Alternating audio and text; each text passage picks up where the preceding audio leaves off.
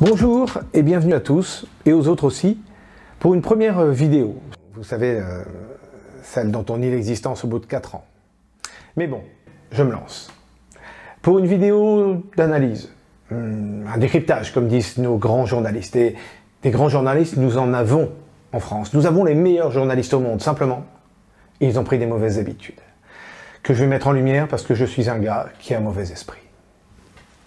Avec une guest star de poids aujourd'hui, notre bon président Emmanuel, qui a invité, convoqué, non, je plaisante, qui a invité les meilleurs représentants de la presse écrite et télévisuelle de notre grand pays. Allons enfants de la patrie, le jour de gloire est arrivé.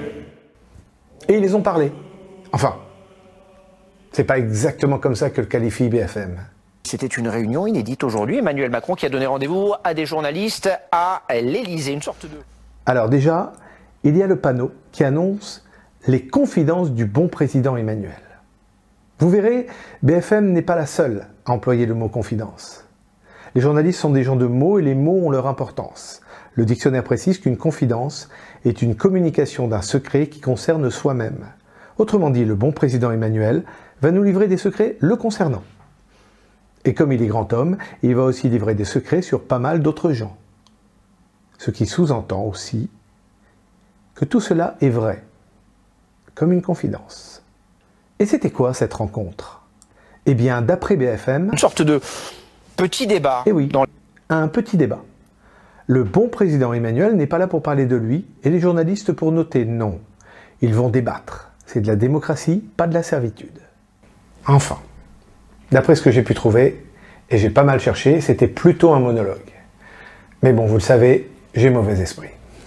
On va commencer par planter le décor, tout simplement. Comment ça s'est passé cette réunion? Donc on apprend que les journalistes étaient... Une poignée vraiment, donc ils étaient 5. Rien d'anormal. On aurait dit 2 poignées s'ils avaient été 10, 3 s'ils avaient été 15... D'abord, il s'est livré à une longue analyse de la crise des Gilets jaunes. Alors donc, notre bon président a fait une longue analyse. Pareil, les mots ont un sens, direction le dictionnaire, analyse, étude minutieuse, précise, faite pour dégager les éléments qui constituent un ensemble, pour l'expliquer, l'éclairer. Waouh! Si avec ça, on ne nous met pas dans la tête que tout ce qu'il a dit était la pure vérité... Il pose un diagnostic pour lui. Bon, tout le monde sait ce que c'est qu'un diagnostic. C'est simple, il y a un malade, la France, certainement. Et le médecin, c'est notre bon président Emmanuel. Le sauveur. Et pour lui, la réponse aux commentaires permanents, à la manifestation aussi permanente, c'est le débat permanent, ce qui veut dire que ce grand débat en ce moment qui a lieu pourrait durer bien plus que 2 mois et peut-être, pourquoi pas, tout le quinquennat. Petite parenthèse, participation au débat. À ma connaissance, notre bon président Emmanuel a rencontré beaucoup de monde. Des jeunes, des maires et des maires et des maires. Des maires de banlieue, des maires de petites villes, des maires... Des maires, il y en a 35 000. Il en a reçu 200, moins, un peu plus. Qui est-ce qui a fait le casting? Il y aurait eu un tirage au sort? Non. Parce que les bruits courent que le casting a été fait par son équipe de communication, en veillant bien à garder 1 ou 2 maires qui lèveraient un peu le ton, mais pas trop, de façon à ce que les médias puissent dire « Waouh, il y a eu un clash, regardez-le !» Non, pas possible. Le président a fait une sorte de mea culpa. Oui, un mea culpa. Là, c'est bien. Il a fait un mea culpa. C'est le combien? 3e, 4e? Toujours sur les petites phrases qui ont pu blesser, hein? Ouais, bien. Un mea culpa, une autocritique appuyée. Une autocritique appuyée. Ah ouais, carrément. Je parie que la prochaine fois, il va se fouetter le dos jusqu'au sang, parti comme ça. Ces mots sont forts, c'est un président. Eh oui, madame la journaliste, les mots sont forts. Les mots. Mais quand on lance un grand débat, en annonçant que de toute façon, on ne changera pas le cap de sa politique, c'est un peu comme un mec violent qui accepte de discuter avec sa victime tout en continuant à lui foutre sur la gueule. Bon, arrêtons de finasser. Là, on rentre dans le dur, avec la partie sur la franchise. Il concède que cette franchise qu'il affectionne particulièrement n'est plus possible dans le monde dans lequel nous vivons, des réseaux sociaux. Le bon président, Emmanuel, ne peut plus se permettre d'être franc. Ça promet. En tout cas, c'est clair. Tout ce qu'il a dit de blessant, il le pensait. Il était franc. Mais comme il y a des cons qui lui en veulent, eh ben il va arrêter. Ben voilà, il sera plus franc. Ben bravo, bravo. Et sur la page des Inrocks, il y a un peu plus, un peu différent. On se demande qui a le texte original. Mais bon, si c'est le système le responsable, c'est bon à savoir. Dès qu'on sait où il est, celui-là, je vais le chercher personnellement. Voilà, fini le focus BFM. Bon, vous avez compris le topo. Nous avons de très bons journalistes. Simplement, il faut qu'ils fassent un peu plus attention, sinon on va finir par croire qu'ils sont pro notre bon président Emmanuel. Et ça se fait pas. Non. Non. Pour Le Point, la même rencontre est racontée différemment. Bon, c'est toujours des confidences, mais c'est plus un débat. C'est une conversation libre. Plus des copains qui taillent un bout de gras. Alors là, il semblerait que notre bon président Emmanuel ne regarde les médias que par intermittence. En tout cas, les médias français. Parce que dès le premier regroupement des Gilets jaunes, on en a parlé abondamment. Bon, ce n'était qu'une foule d'extrémistes de droite à l'époque, mais on en a parlé. Et là, on rentre dans le dur du dur. Parce que je pense que la vraie raison de cette rencontre entre poteaux est là. Il va falloir remettre de la hiérarchie dans la parole médiatique.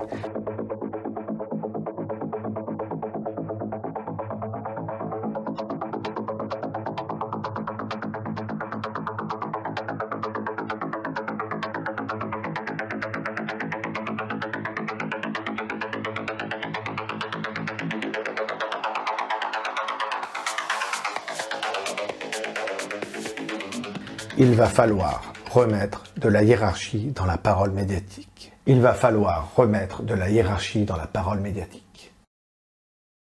Et oui, notre bon président Emmanuel veut rétablir les choses.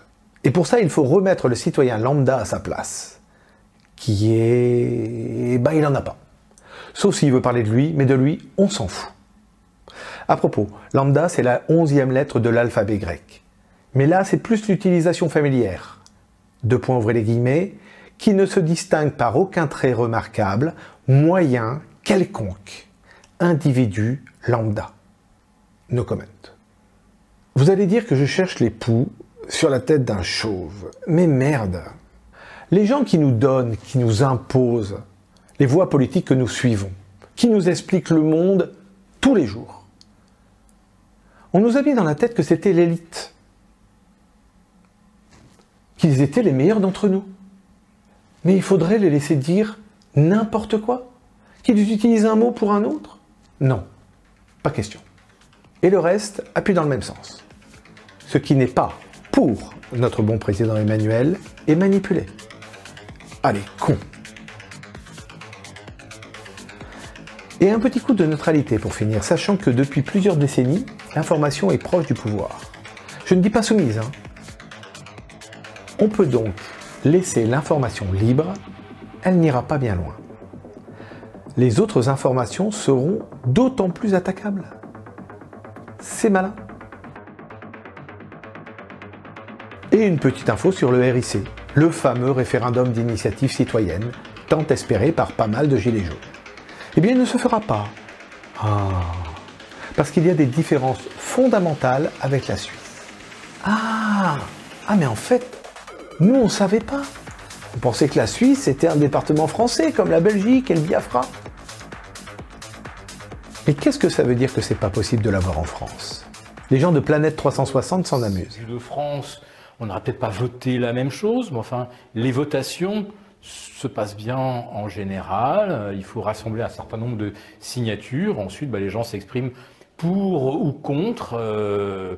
Et donc la Suisse, effectivement, a sombré dans l'anarchie, l'extrême droite, rétablissement de la peine de mort, le lac Léman se transforme en lac de sang. Enfin, on sait que si on imite les Suisses, le pire nous attend nécessairement. Parce que le français est quelque chose qui est à mi-chemin entre le barbare et effectivement ces créatures à sang verdâtre dont parlait Charles. Oui, non, mais ce qui est très étonnant avec le RIC, c'est que ça remet la souveraineté là où elle appartient. Ce que j'aime bien avec le référendum en Suisse, c'est que le lendemain matin, les journaux suisses disent « le souverain a parlé ». Revenons à cette discussion entre poteaux. Notre bon président Emmanuel a donc promis de faire plus attention pour éviter ces petites phrases qui blessent. C'est bien. Mais c'est une promesse de vieux alcoolo accro. Pléonasme. C'est dur à tenir. Alors, durant la même discussion, pour parler d'un gilet jaune parmi tant d'autres, il a utilisé le fameux terme « le gilet jaune Jojo ».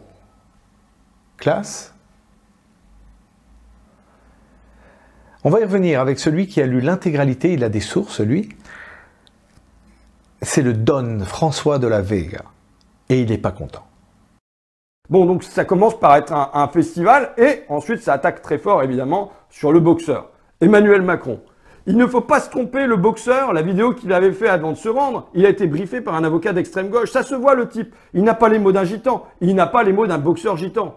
Et on se dit que, évidemment, Emmanuel Macron, sa spécialité, c'est le boxeur gitan. Je veux dire, il a entendu des boxeurs gitans constamment lui parler quand il était à la Banque Rothschild, quand il était à la commission Attali, quand il était secrétaire général adjoint à l'Élysée, quand il était à l'ENA. On poursuit ensuite sur...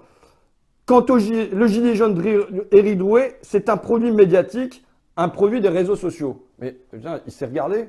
C'est l'hôpital qui se fout la charité, quoi. Lui, il a fait l'ENA, il a fait Sciences Po, il a été adoubé par Attali, c'est bon, il a adoubé aussi par Patrick Drahi, par Xavier Niel, par Bernard Arnault. Donc, à partir de ce moment-là, il est légitime. Par contre, un camionneur, Éric Drouet, un camionneur qui prend la parole, mais ça va pas du tout. Des gilets jaunes, des affreux Jojo qui viennent déranger son club select des médias réservés donc à une oligarchie d'argent et de diplôme. Là, il faut les virer de ce club-là. Donc, il reste à la fin la question. Quel point de vue entraîne ce qui sera caché et ce qui sera dit de cette réunion entre le bon président Emmanuel et ses journalistes?